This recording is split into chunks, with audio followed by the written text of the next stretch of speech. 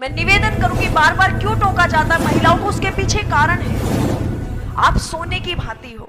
वो कहती कि पुरुषों को भी टोकिए, ये भी तो शॉर्ट्स पहन करके गली में वॉकिंग करने के लिए चले जाते हैं, हमें ही क्यों टोका जाता है? तो ध्यान देना, इसके पीछे बहुत गहरा रीजन है, शायद आप समझ पाओ।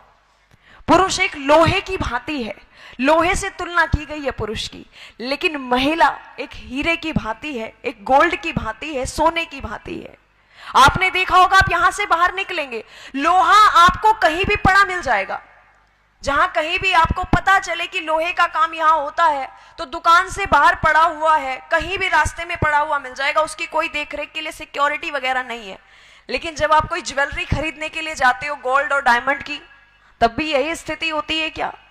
कवर करके रखा जाता है, और कवर ही नहीं, ओवर सिक्योरिटी में रखा जाता है। साइरेंस यूज हो जाते हैं जैसे ही कोई टच करता है। लेकिन यहां स्थिति विपरीत आई, आप सोने की भांति हो। और मुझे समझ नहीं आता कि हमें छोटे ड्रेसेस पहनने में ही क्यों स्वतंत्रता चाहिए?